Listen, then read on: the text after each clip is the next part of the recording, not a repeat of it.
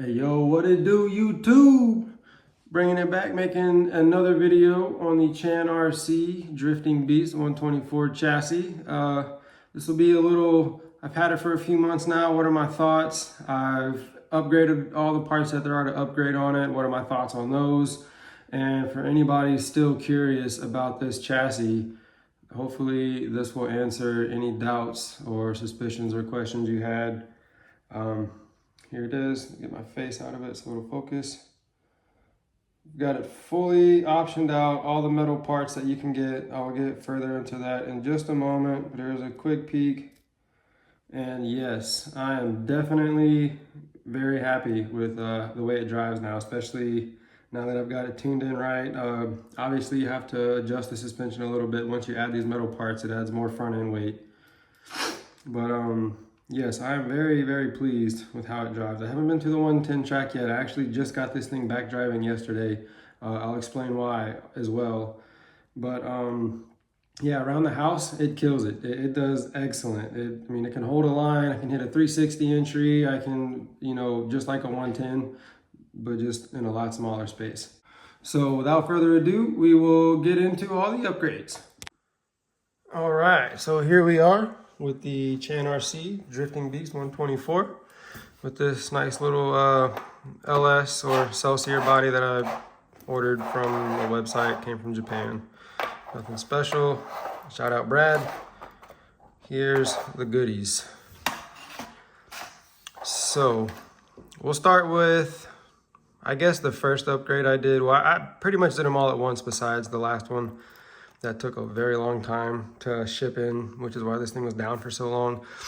But I pretty much recommend every upgrade it has. Well, this front end one isn't necessarily mandatory. It is very nice because before this is all plastic. See if I can get that to focus good. This was all plastic. Pretty much everything you see that's metal was plastic. So now I have metal lower arms, this plate, your little shock tower, your cantilever / upper control arm is now metal. So that was nice. I did have to, as you can see, the springs, I have them, pretty preloaded, but that's because of all the new front end weight. If I had it where it was before, I mean, it pretty much sat on the ground and didn't really have any bounce. But that was, again, no big deal. And whenever you order this, it comes with extended turnbuckles to widen out the front end, which is nice, but as of yet, there is no word on the production or availability of the extendable dog bones to extend the rear. So I opted to not put that on because why widen the front when you can't widen the rear? The next upgrade, which I highly, highly, highly recommend when you purchase this, is you see how it has the direct steering servo. This little servo horn right there, it comes with a plastic one that breaks very easily, and when it breaks, I mean, you're out of luck. It came with, if you watch my other video, I explain the differences of the different sizes it comes with. But this metal one, this is highly, highly recommended. It also took a lot of the steering slop out. I can run my gyro gain a little bit higher than I could before.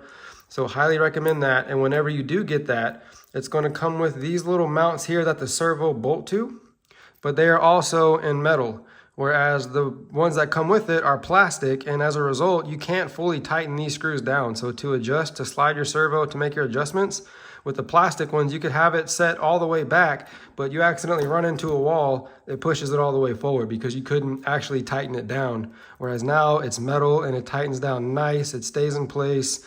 Very happy with that. I've also, since the last time you saw this in my other video, got a micro receiver, which this thing is awesome. It clears up a lot of space. I was able to use the standard receiver I had in there for one of my other cars. I did have to do a little, custom wiring because this Team Powers ESC has a connector that is just slightly smaller than whatever these are. So the Micro RX, it came with 2 pigtails, so it made this really easy. Just soldered them and heat shrinked them, and that's good to go. Everything else is the same. I have these helical gears that were resin printed. As you can see, they're not just straight, they're kind of curved so that they very smoothly mesh into each other. And what that does is create a lot more smoothness on your low end, and it also quiets it down substantially. These I had custom made. There is a guy on Facebook who goes by the name of Chris Tronic. If you'll just look him up, I may be able to drop his Facebook profile in the description. But he makes these, and he also makes them for a variety of different 124 chassis as well. So hit him up.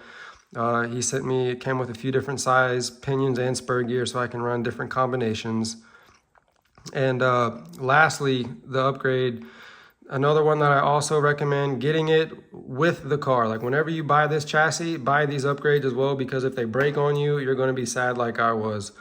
There's rear differential, which excuse the hair in mine from running it around the house. But you see how this rear differential has metal output ball cups or whatever you would call those? Well, the one that comes with this is plastic, and mine broke fairly quickly.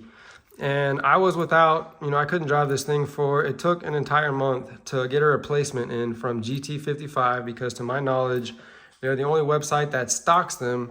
But I believe that they were just out of stock when I ordered mine. So I had to wait for them to come in stock and then ship over from China or Japan, wherever they're coming from. But yes, the upgraded diff, that's a must right there.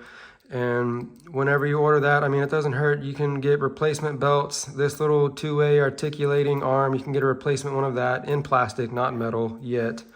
And they do make, I think, an aluminum chassis plates that you can get as well to, just completely complete the package. But I don't think it's necessary. It's got good weight. It's not too heavy. It's not too light. The rear still has its springiness as it always did. The front, ever since adding the metal, has kind of softened down a little bit, but I like it. It's not quite bottoming out. Still have lots of travel to go, good amount of droop. Overall, I am very impressed with this. My only complaint with the chassis is the inability to widen the wheelbase. If you want to run a wider body or a narrower body. Now, of course, you can, go this way in and out, which this is fully extended. This is as long as it can go so that it can fit this long body I have. But that's probably my only complaint, is just it's kind of hard to find a body that really fits this. But once you do, it's great. Still running the Emax batteries. I've already went ahead and ordered a few more of those. I'll actually link these in the description as well. They're only about $10 a piece, and then I spent another like $12 for a charger that can charge 2 of them at the same time. So that worked out very nice. And also, for anyone curious, this is for the FlySky Noble MB4 for this guy right here.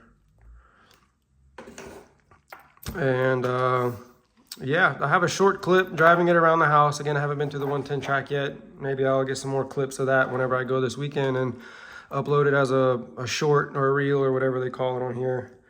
But yeah, I'll include that video right now. And if you have any questions, comments, tips, suggestions, I respond back in the comments. So if you like this, like it, and a subscribe would be awesome. I do plan on making more content, not only with drift cars. I have a little 124 crawler. I have a dirt bike, a drift car, a race car, show car, all kinds of, toys that I want to get into. But yeah, this one is the main focus of this video, and here's that video. Enjoy.